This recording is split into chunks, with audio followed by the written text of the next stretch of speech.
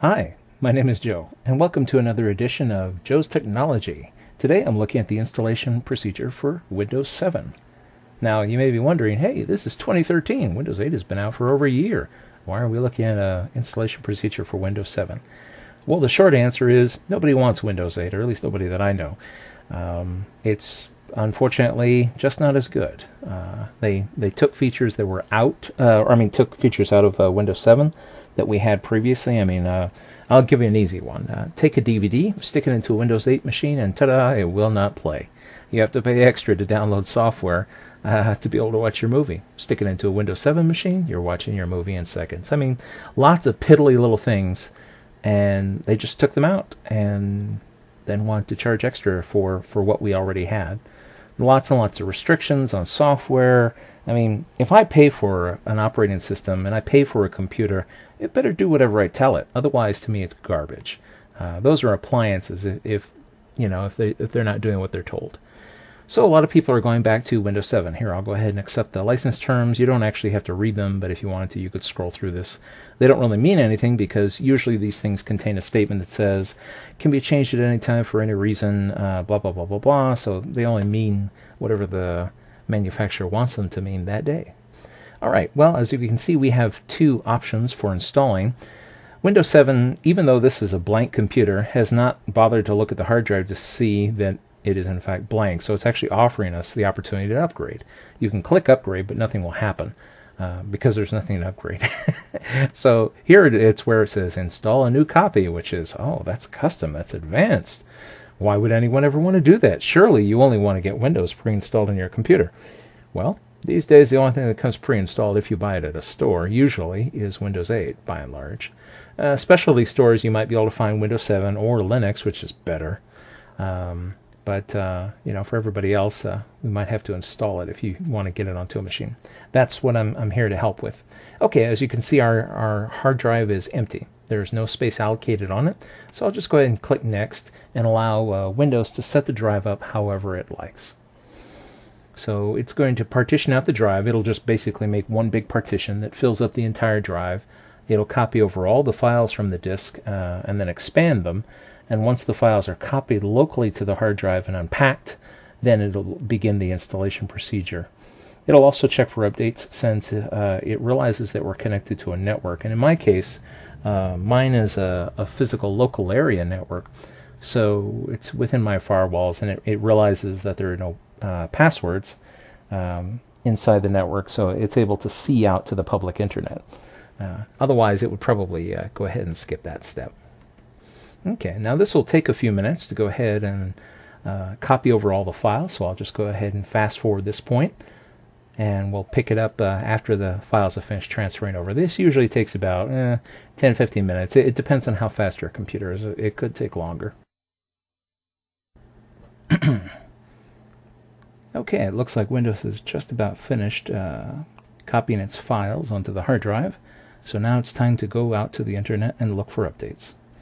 Now I realize these screens here are a little boring, but I wanted to demonstrate all the steps because I know from experience that for people who are new to installing operating systems, if they don't see all the steps, they get a little nervous when they see screens that weren't demonstrated.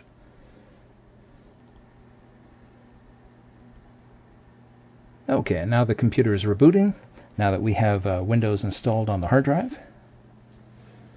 And so this will be our first boot. Now, although it's booting up now from the hard drive, it's still going to finish setting up the installation. So we're not actually going to reach the desktop this first time. So it's normal. It has to apply some registry settings. It's auto-detecting hardware now that all the stuff is unpacked there. And once those things are done, unfortunately, every time you make changes to the registry, you have to reboot. This is just something you have to get used to with Windows. Everything is a reboot. And see, as you can see here, we are back to our installation screen, and we're completing the installation now. The basic hardware has been auto-detected. So it's loaded things like chipset drivers, IDE, information, stuff about the mouse, a basic video driver. Yeah, again, these steps vary in speed based on how fast is your computer, and moreover, how fast is your network. Oh, by the way, while this is taking a minute, the way that you find one of these disks, if in case I didn't mention it, was as I said, this is what's called an OEM installation. So you can just search for Windows 7 OEM from your favorite hardware and software vendors, and they'll probably have disks available for sale. Typically, you won't find this this operating system available in stores, but you can usually find it available online. Microsoft did a good job of making sure that the only thing that you find available in stores is the Windows 8. You go there, everything is Windows 8, and all those pretty little computers are their live tiles and are just sitting there, and nobody's buying them if they're smart. I'm sorry, Windows 8 is just not me. I can't see any businesses being interested in buying this stuff. I mean, productivity just can't suffer because people are sitting there goofing off, touching the screen and trying to find things. It's like the ribbon all over again. I mean, the ribbon really, for those that don't remember, was added to Microsoft Office, in Office 2007, and it basically caused a lot of productivity problems because workers who had been using Microsoft Office for a decade now had trouble finding features that they had long since memorized keyboard shortcuts for. And Microsoft just randomly changed everything around. I still hate the ribbon with an absolute passion.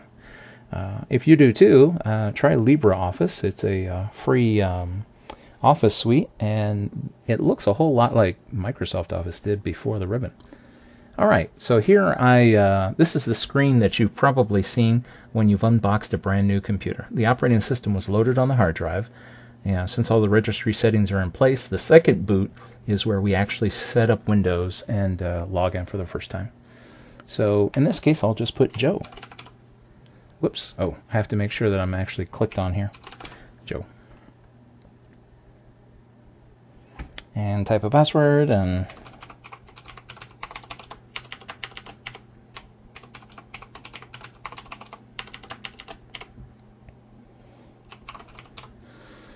I don't really have a hint. Product key. Now here's an interesting feature about Windows that you may not know. You actually don't have to put in a product key at this point. I could just say skip, ta-da, and Windows will be in what's called a trial mode. Now why would anyone do this? If you are planning on studying for, say, a Microsoft certification, particularly one surrounding Windows, because they do have certification tests for Windows operating systems, well, this is Home Premium, but you'd probably want to get Windows Professional for your testing purposes. You can set it up inside a virtual machine and run it that way. I'll go ahead and just use the recommended settings. I'm going to leave my time zone alone. You can set it to whatever is appropriate for you.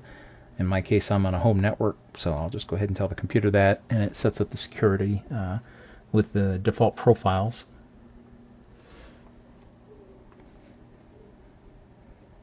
Of course, by itself, Windows is not very secure. If you're going to use Windows, get an antivirus program and get a good one.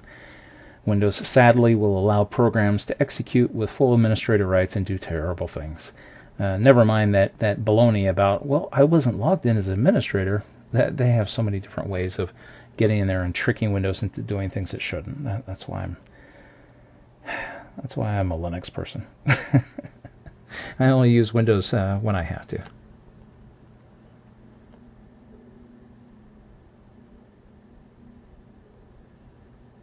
On the plus side, Windows is still pretty good for gaming. So many of the best video games are still made for Windows. However, that could change very soon. The Steam OS is about to come out. I was just reading the announcement about that this week. So when Steam OS finally comes out and all the Steam games are available in a Linux distribution that hopefully will come with all the latest drivers for all the video accelerators out there, that's going to be a game changer. Windows won't be my primary gaming operating system anymore. And to be honest, that's all I do on Windows anymore at home is game. That's all it's good for me. Okay, enough banging on Windows. Here, let's go ahead and set our screen resolution so we can get something nice here. And instead of this 800 by 600, which is the default, we'll go to 1024 at least. and say Keep Changes. All right, so here we are. We have our Windows desktop, and so everything is set up. Oh, by the way, we probably don't want to run Windows as an administrative user, as you saw that I set up, particularly for the reason that I was just mentioning with the security. There are websites that unfortunately are very well programmed where you can click on a page, and I've seen things that can just leap out of a browser and execute themselves, even though the browsers are supposed to sandbox them, even though you have good antivirus, they keep coming up with new ways to trick Windows into doing bad things. So, in addition to getting that antivirus program I mentioned, it's always a good idea not to surf the internet as an administrator. So here, we'll go ahead and we'll create a new account. So let's see, where am I? I wasn't even paying attention. Add or remove user accounts. There we go. So we want to create a new user account, and well, here we'll go call this guy Bob. Bob is a standard user. Notice that Bob can use the system, but he can't make changes. Well, he's not supposed to be able to, but again, unfortunately, well-programmed, nefarious programs can still take over. So you want to lock down these computers as much as possible. And so we'll go ahead and we'll create an account. So Bob is a standard user. By the default, Bob does not have a password, so let's go ahead and create one for him. I'll just give Bob a simple password.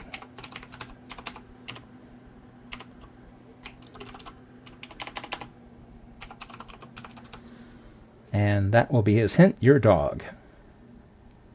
Whoop, Windows cannot change password. Why not? This is what I get for not paying attention to notices. You know what? Here, change the password. Okay, maybe I typed something wrong.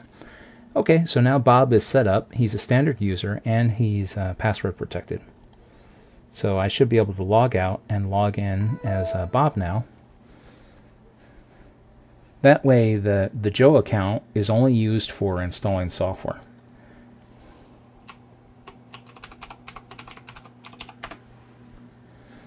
Now, since Bob is a new user, he doesn't actually have a profile yet. The folders, my documents folder, all his individual settings. So the first time he logs in, you'll get this message, preparing the desktop.